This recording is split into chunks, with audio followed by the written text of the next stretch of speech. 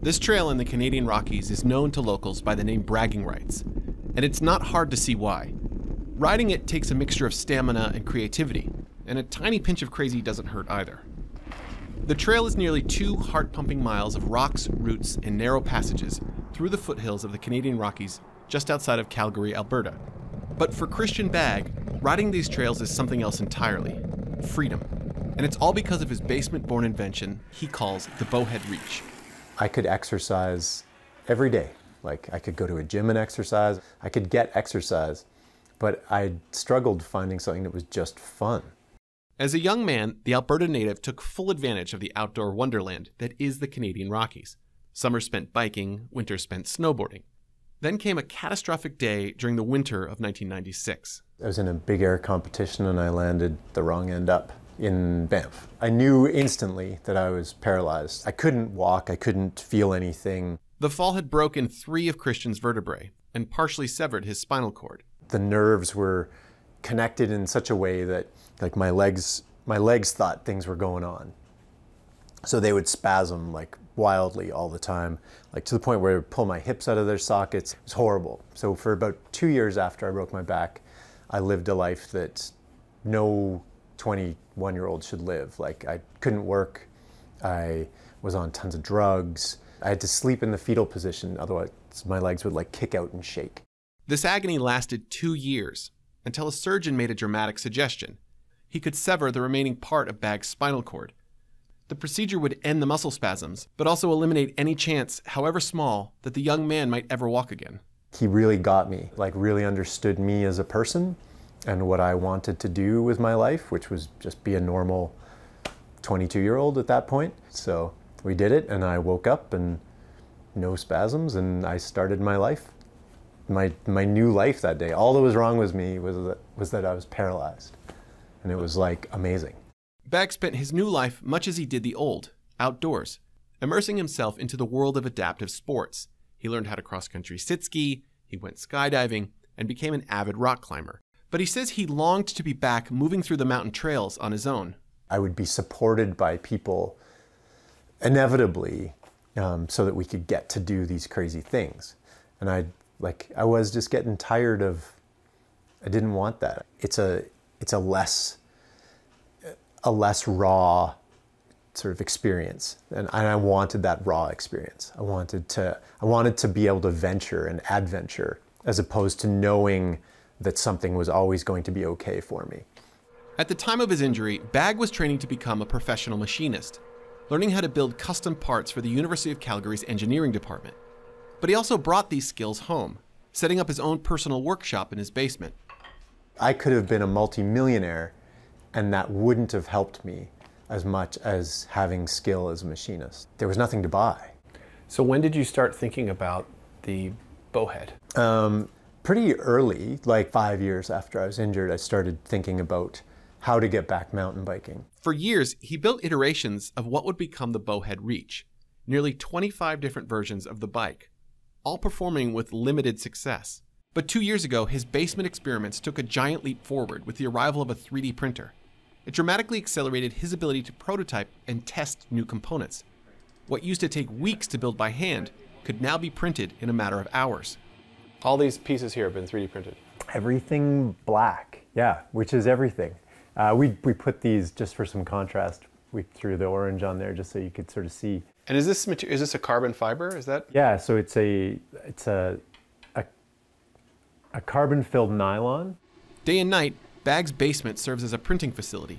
Using spools of carbon fiber, his 3 printers translate computer drawings into usable, 3-dimensional parts. But the real breakthrough wasn't printing, it was design. Oh no. For years, the problem with the bike had been flexibility. To endure the mountain terrain, the bike had to be rigid, but hitting rocks and stumps with a stiff frame, Christian often ended up upside down. Developing what he calls an articulating framework, something that allows the bike to lean as the rider moves their torso, the front wheels function like knee joints. So if one area of the ground is higher than the other, the bike maintains its balance. So if you hit a tree stump or a rock, the bike won't tip over. Coupled with a battery and a small drive motor, Bagg's bike was now ready for the mountain terrain. That was the eureka moment. And when I had that breakthrough of it working, then other people started to sort of recognize that this was cool and neat. One person who noticed was J.P. Middleton. Last March, Middleton went skiing in the very same mountains where Christian had crashed all those years ago. I went off a cat track at pretty high speed, and there was a little lip at the end of it that I didn't anticipate, and shot my legs out in front of me, and I landed right on my bum. When I came to a stop, I couldn't feel my legs anymore, so. The 36-year-old EMT and volunteer firefighter had shattered parts of his vertebrae and severed his spinal cord, leaving him paralyzed from the waist down. First couple of weeks were, really, really tough. I could see the mountains from my hospital room, and I thought, there's just no way I'm going to be able to make it back there. I'm in a wheelchair. How can I possibly live in the mountains? But one day, while looking out his hospital window, Middleton saw something. It was Christian Bagg, who had gotten a job at the very same hospital and was commuting to work on his now entirely functional bike. The next morning, I was in rec therapy, and I said, hey, Kim, there's this amazing bike I saw. And she goes, oh, that's Christian. He just works downstairs in the hospital. I'll have to connect you guys. With the help of a GoFundMe page, Middleton was able to remodel his house, making it wheelchair ready, and to purchase one of Christian Bagg's bikes. When I saw the sticker price on the bike, it's high. It's an expensive bike. It's custom made. There's a low production run right now. It's the cost of a Toyota Corolla, basically, but it was worth every penny of it. It's been the most amazing tool that I could possibly think of having. When I came home for a visit back in May, I was in our backyard, and Evan, my 3-year-old son, went from our backyard into the woods, and he said, Daddy, come play. I looked beyond, and there's stumps and roots and grass and rocks, and I sat there, and a tear rolled down my eye, and I thought, there's just no way I can get out there. And when the bike arrived, the first thing I did is I put Evan on my lap, and I bombed out the backyard through the woods, over the stumps, and it was just the most phenomenal feelings. When you're first in a wheelchair, you think, this is my life until I'm gone. I'm going to be in a wheelchair. It's going to be tough, but with the bike now I can get out and about. It's given me freedom. This trail system, this is right behind your house. How often do you come out here? Every day. Every day? Yeah, with Evan, he loves it. Yeah. So every day you're out here with your son? Every day I'm out here with my son. Yeah, you bet. As a local, Middleton was lucky, able to get his bike in just a few months.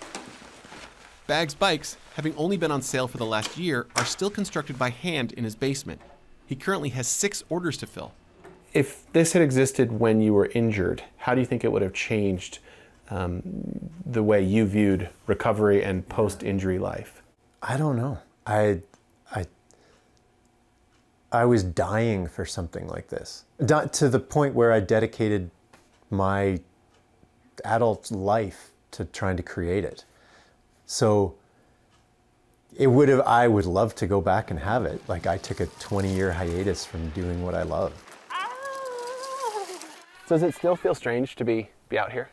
No, doesn't feel strange anymore. I'd say, it's pretty easy to fall back into this, because it's so amazing, and I think it's pretty natural, from being a human, wanting and needing this. You can't overdose on this.